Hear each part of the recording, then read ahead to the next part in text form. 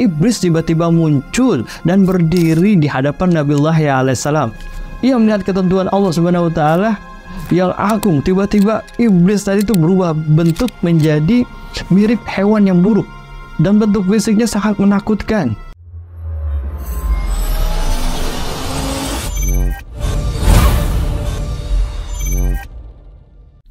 Assalamualaikum warahmatullahi wabarakatuh. Salam sahabat Jundu Channel di mana berada. Alhamdulillah, semoga senantiasa dirahmati oleh Allah Subhanahu wa taala. Kembali lagi bersama Ana dari Robi tayangan Jundu Channel pada program kisah-kisah atau sesuatu hal pembahasan yang menarik dan tentunya bermanfaat buat sahabat Jundu Channel di mana berada. Pada kali ini Ana akan membahas tentang terbongkarnya rahasia dari iblis dalam menggoda manusia. Yang ini percakapan antara Nabiullah Yahya alaihissalam dengan iblis. Ketika itu mereka berjumpa, kemudian Nabiullah Yahya menanyakan beberapa hal tentang rahasia dan wujudnya dan macam-macam pertanyaan itu. Sehingga terungkaplah cara-cara iblis ini dalam menggoda manusia. Seperti apa percakapan antara iblis dan Nabi Yahya alaihissalam? Tetap ikuti Jundu Channel ini. Dan sebelumnya bantu channel ini dengan like, share, komen, dan subscribe bagi yang belum, dan nyalakan notifikasi agar tidak ketinggalan tayangan ter-up to date. Terima kasih.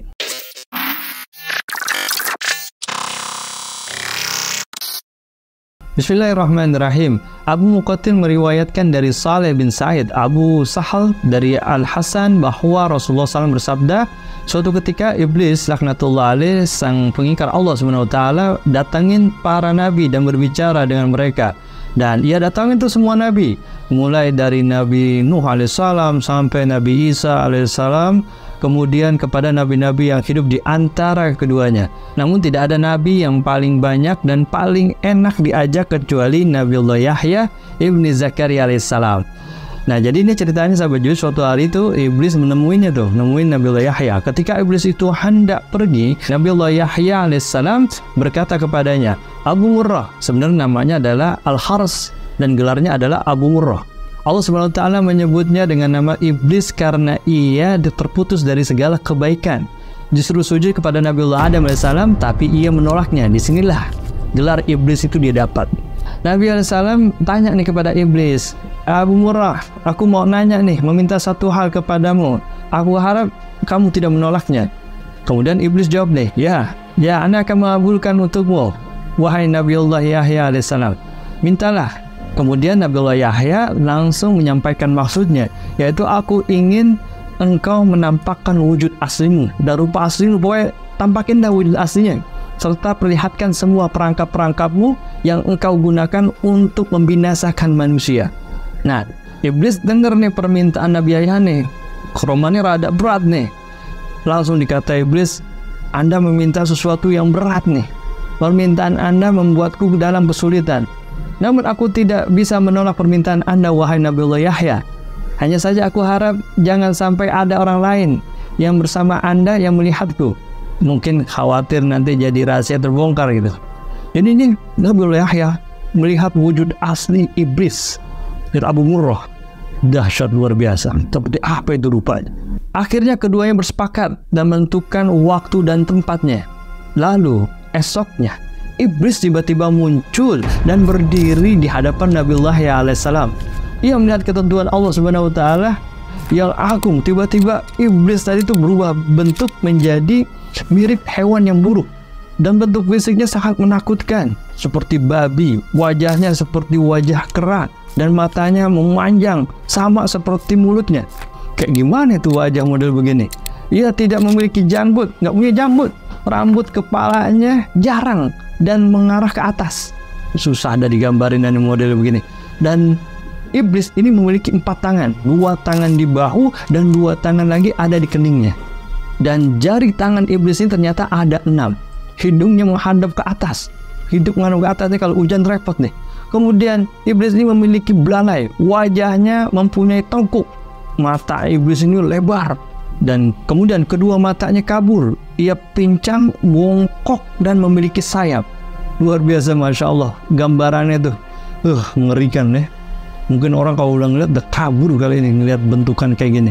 Baju yang pakainya bekrut dan robek. Di atasnya ada berhala orang Majusi. Beberapa cangkir kecil menggantung di ikat pinggangnya. Lalu di sekitar bajunya ada 6 jenis minuman dengan warna yang beraneka ragam, seperti putih, merah, kuning, dan hijau. Nah, di tangannya ada lonceng besar. Di atas kepalanya terdapat telur yang di tengahnya ada besi panjang. Dahsyat, luar biasa. Gambaran macam apa nih kayak gini? Dan bentuknya wallahu a'lam bishawab, seperti apa nih? Luar biasa, Masya Allah. Pada saat Nabi Allah Yahya alaihissalam melihat wajah bentuk aslinya, kemudian Nabi Allah Yahya juga melihat banyak banget perabotan yang dibawa, hal-hal kayak lonceng dan ini dan itulah, sehingga menimbulkan pertanyaan oleh Nabi Allah Yahya. Ya wahai Abu Murrah, jelasin nih padaku tentang benda yang ada di atas bajumu. Apa itu? Kemudian iblis menjawab, benda ini menyerupai milik para majusi. Aku yang membuat agama majusi dan aku memeluk agama tersebut. Dia yang bikin agama, dia memeluk agamanya juga. Dahsyat, luar biasa. Nah, kemudian Nabi Yahya kembali bertanya lagi nih, jelaskan padaku tentang cangkir. Lagi kayak bawa cangkir buat ngopi kali, buat ngetik, yang bergantung di ikat pinggangmu di bagian depan.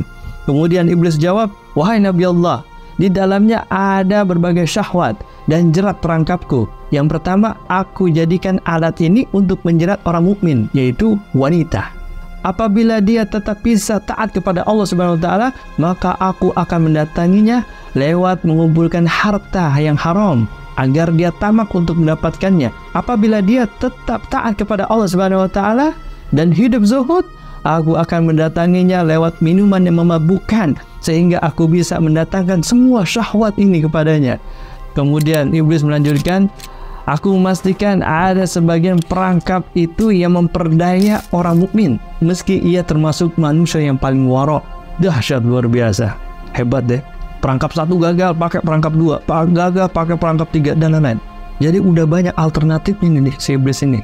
Dahsyat, luar biasa ya. Kemudian Nabi Allah Yahya nanya, apa bentuk jerat tersebut? Kemudian iblis menjawab, Nabi Allah, jerat itu berupa berbagai bentuk aksesoris dan perhiasan wanita. Salah satu dari aksesoris dan perhiasan itu selalu mewarnai baju wanita sehingga sesuai dengan wanita yang memakainya. Nah, para laki pun akan terpikat melihat perhiasan yang melekat pada wanita itu. Nah, jadi kalau anak laki tuh kalau melihat perempuan pakai perhiasan tuh jadi gimana gitu dan lain-lain. Wallahu a'lam bishawab. Kemudian Nabi Allah Yahya alaihissalam bertanya, apa lonceng yang ada di tanganmu? Jadi bawa lonceng gede banget nih iblis. Kemudian ditanya, iblis menjawab, ya Nabi Allah Yahya, ini adalah kumpulan sumber dari alat musik seperti kecapi, rebab, suling, gendang, rebana, dan berbagai jenis alat musik ini ada di sini nih. Mereka berkumpul di pesta kemaksiatan dengan membawa salah satu alat musik ini. Lalu mereka bernyanyi, bersenang-senang, dan memainkan musik. Setiap kali melihat hal itu, aku segera memainkan lonceng ini sehingga suaranya bercampur dengan suara musik mereka. Dengan begitu mereka bertambah senang dan bertambah euforia, bertambah semangat dalam bentuk bermusik. Ketika mendengarnya, ada di antara mereka yang mengeluarkan telunjuknya, ada pula di antara mereka yang menghentakkan kepala, ada pun goyang-goyang sini, goyang situ. Kalau udah dengar musik, udah bawaannya goyang aja dah. Kemudian ada pula yang bertepuk tangan. Ini terus-menerus mereka lakukan sampai mereka puas. Kemudian Nabi Allah Yahya bertanya lagi kepada iblis nih. Jadi karena banyak perabotan yang dibawa sama iblis nih, banyak macam-macamnya kan, kita juga iseng bakal nanya. Nah, Nabi Allah Yahya pun juga bertanya. Nabi Allah Yahya alaihissalam bertanya lagi nih. Terus, wahai Abu Murrah, itu ada telur di atas kepalamu, itu telur apaan? Kemudian iblis menjawab, wahai Nabi Allah Yahya, jauhilah diriku dan perangkapku seperti yang telah dijelaskan oleh para nabi sebelumnya, orang-orang saleh, para ahli ibadah, dan mereka yang wara. Anda harus menghindari atau menjaga diri dari godaanku, seperti halnya seperti kepalaku yang menjaga telur ini dari segala bencana. Dahsyat, luar biasa. Jadi menjadi tolak ukur, indikator si iblis ini. Kemudian Nabi Allah Yahya nanya, bencana apa itu sehingga engkau menjaga telur itu tetap ada? Kemudian iblis menjawab, aku menjaga dari laknat dan kutukan Allah Subhanahu wa taala. Dahsyat, luar biasa. Kemudian ditanya lagi Nabi Allah Yahya alaihissalam, wahai Abu Murrah, apa besi panjang yang ada di tengahnya? Kemudian iblis menjawab, besi panjang adalah alat yang aku pakai untuk membolak-balikkan hati orang-orang soleh. Kemudian Nabi Allah Yahya bertanya lagi nih, wahai Abu Murrah, tinggal satu lagi. Apa kata iblis? Mengapa bentukmu sangat buruk? Wah, ngeledek nih. Mengapa mukamu sangat buruk dan jelek? Ini Nabi Allah Yahya nanya nih jujur nih. Bagus iblisnya nggak baper, nggak sakit hati. Kemudian iblis menjawabnya, wahai Nabi Allah, ini karena nenek moyang Anda, Nabi Allah Adam alaihissalam. Tadinya aku dari golongan malaikat yang mulia.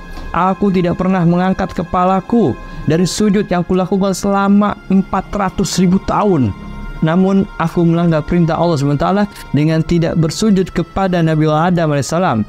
Allah Subhanahu pun murka terhadapku dan melaknatku. Aku pun berubah dari bentuk malaikat kepada bentuk setan. Padahal tadinya di antara malaikat tidak ada yang rupanya lebih bagus dariku. Aku pun menjadi buruk, menakutkan seperti yang engkau lihat wahai Nabi Allah Yahya. Dahsyat luar biasa. Kemudian Nabi Allah Yahya alaihissalam melanjutkan pertanyaannya, apakah kamu pernah memerintahkan dirimu dan perakamu ini kepada orang lain? Dia nanya nih Nabi Allah Yahya. Akhirnya jawab sama iblis, tidak pernah. Demi Allah, semua ini tidak pernah dilihat oleh manusia. Hanya engkau wahai Nabi Allah Yahya, satu-satunya yang aku muliakan dengan ini. Dahsyat luar biasa. Kemudian Nabi Allah Yahya alaihissalam berkata lagi nih, sungguh beruntung aku jika engkau menjawab dua pertanyaanku. Kemudian iblis menjawab, apaan wahai Nabi Allah Yahya? Dua pertanyaan, satu umum, yang satu khusus. Kata Nabi Allah Yahya. Wah, iblis nih mulai gerah nih atas pertanyaan Nabi Allah Yahya. Kemudian Nabi Allah Yahya melanjutkan, terangkan padaku sesuatu yang paling menjadi harapanmu, yang paling menguatkan punggungmu, yang paling menghibur juru tulismu, atau yang paling menyenangkan dirimu dah di matamu, mengembalikan hati, pokoknya yang paling inti girang, yang paling inti bahagia dah. Apaan sih? Ditanya Nabi Allah Yahya kepada iblis. Kemudian iblis menjawab dengan nada yang agak serius, Nabi Allah, aku khawatir engkau menceritakan hal ini kepada orang lain, sehingga mereka akan menjaga diri dari hal itu. Dengan begitu semua tipu muslihatku akan gagal. Kemudian akhirnya Nabi Allah Yahya menjelaskan lagi bahwasanya dalam kitab suci Allah SWT telah menceritakan kondisimu wahai iblis. Berikut tipu muslihatmu kepada para nabi, para wali-waliullah. Mereka pun telah menjaga diri dengan cara mereka. Sementara orang-orang yang sesat, kamu pasti lebih bisa menguasai mereka. Kamu dapat mempermainkan mereka seperti tongkat yang dipukulkan kepada bola. Keteranganmu kepada mereka tidak lebih diperhatikan dan dicamkan daripada ucapan Allah Subhanahu wa Ta'ala. Akhirnya dengar penjelasan Nabi Allah Yahya seperti ini, akhirnya iblis pun mau menjelaskan, wahai Nabi Allah Yahya, hal yang paling aku harapkan dan paling menyenangkan diriku adalah wanita.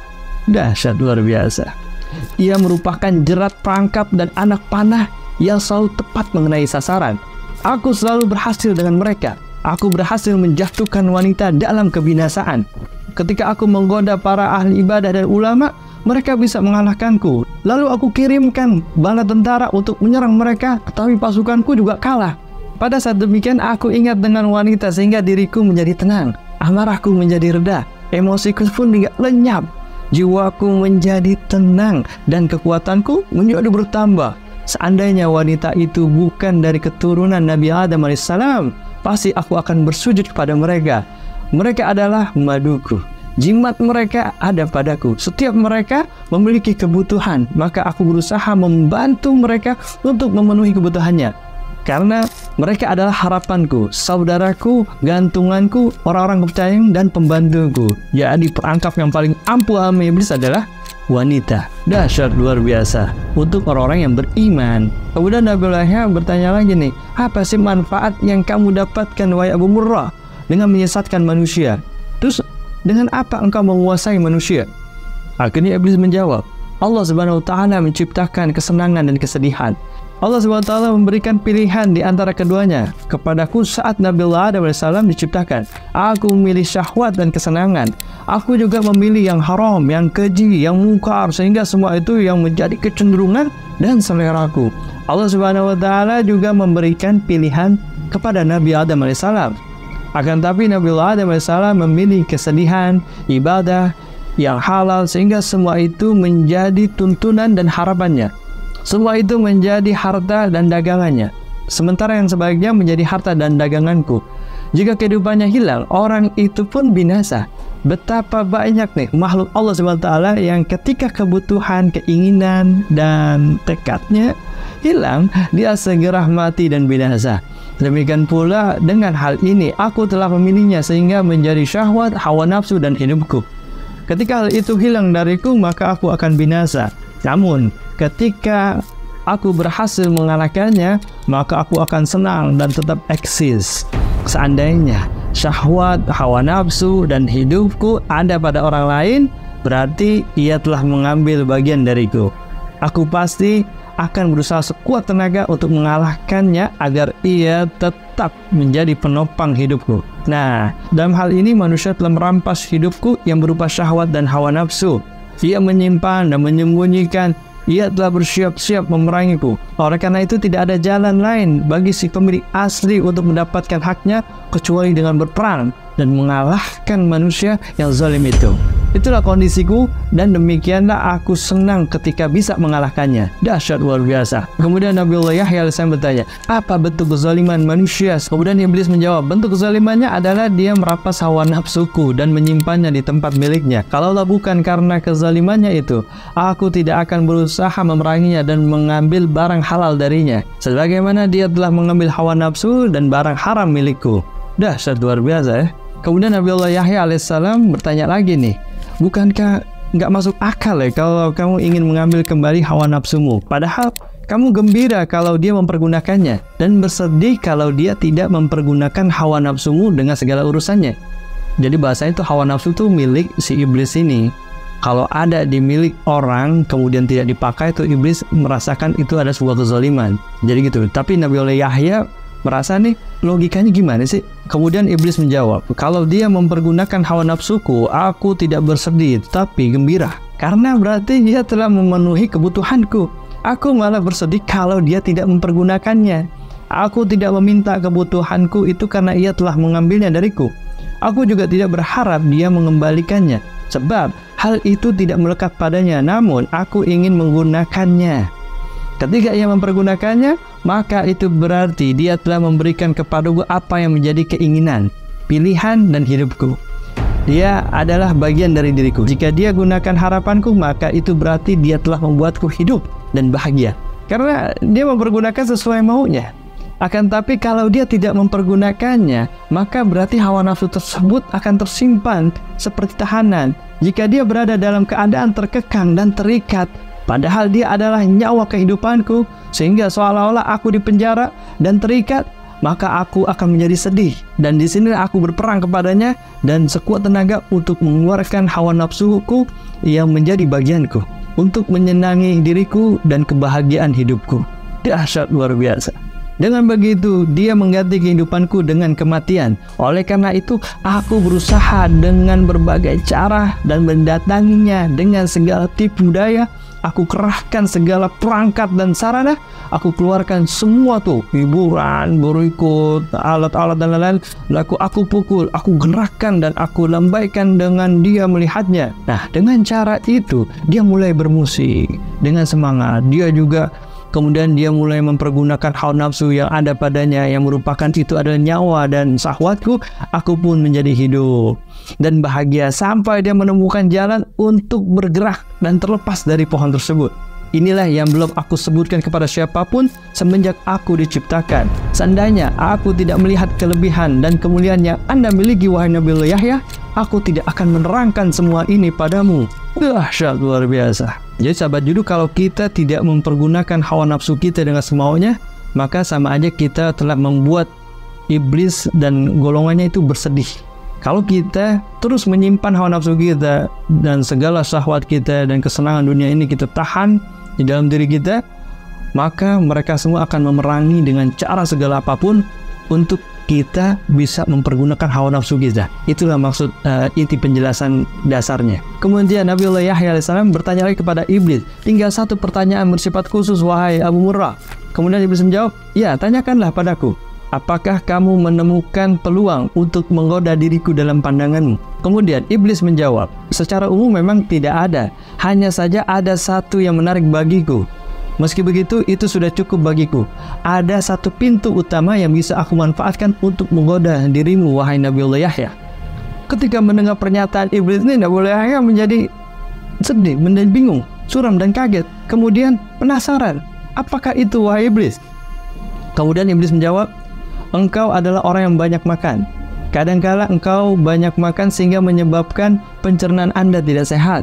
Kondisi Anda juga menjadi lemah, ngantuk, males, gampang tidur. Kadangkala engkau tidur di saat engkau harus bangun di tengah malam untuk beribadah. Inilah yang menarik bagiku dari diri Anda, wahai Nabiullah Yahya. Kemudian Nabiullah Yahya bertanya, apa yang membuatmu gembira dengan itu?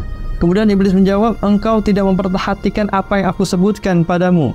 Aku akan menggiring engkau pada sesuatu yang dibenci Allah Subhanahu wa Ta'ala, yang tentu saja menjadi sesuatu yang aku sukai. Sebaliknya, sesuatu yang disukai Allah Subhanahu wa Ta'ala adalah sesuatu yang aku benci. Ketika manusia memilih sesuatu yang aku benci, aku tidak berdaya atasnya, sehingga aku berusaha sekuat tenaga untuk menipunya sampai dia memilih apa yang aku sukai. Nah, semua itu aku lakukan, kata iblisnya. Iblis melanjutkan, semua itu aku lakukan karena hidupku bergantung pada mereka semua yang aku sukai oleh manusia. Sebaliknya, kematian, kebinasaan, kehinaan, kelemahanku terletak pada apa yang aku benci dimanfaatkan manusia. Ketahuilah, yang aku benci itu adalah barang halal yang baik serta kesedihan. Yang aku suka itu adalah barang yang haram, yang buruk serta kesenangan. Dahsyat, luar biasa. Lalu Nabiullah Yahya alaihissalam berkata, sepanjang hidupku hanya itu kesempatan yang bisa kau dapat dariku. Lalu iblis jawab, ya, tidak ada lagi kecuali itu. Kemudian Nabiullah Yahya alaihissalam menegaskan kepada Abu Murrah, si iblis ini, aku berjanji kepada Allah Subhanahu wa Ta'ala untuk tidak meninggalkan dunia dalam kondisi kenyang. Mendengar hal itu, iblis langsung marah dan sedih, sebab Nabiullah Yahya alaihissalam telah melakukan antisipasi tipu daya iblis. Ia berkata, Anda telah menipuku dan membuatku kesal. Harapanku pun sirna untuk menggodamu, wahai Nabiullah Yahya. Akhirnya iblis marah dan langsung pergi meninggalkan Nabiullah Yahya alaihissalam. Dahsyat, luar biasa, Masya Allah. Demikianlah kisah antara percakapan Nabiullah Yahya dengan iblis. Mudah-mudahan kisah ini bermanfaat buat sahabat Jundu Channel di mana berada, dan kita dapat mengambil hikmah dari apa yang disampaikan ini, sehingga kita bisa mengantisipasi dan menjaga diri dari tipu daya muslihat iblis, dan sehingga kita lebih banyak mendekatkan diri kepada Allah Subhanahu wa Ta'ala. Terus menuntut ilmu, ngaji, dan deketin para ulama. Mudah-mudahan kita selamat di dunia dan akhirat. Demikian itu saja yang bisa Anda sampaikan, mudah-mudahan bermanfaat, dan jangan lupa bantu channel ini dengan like, share, komen, dan subscribe bagi yang belum, dan nyalakan notifikasi agar tidak ketinggalan tayangan yang terupdate. Ana Derabi, salam Jundu Channel. Assalamualaikum warahmatullahi wabarakatuh.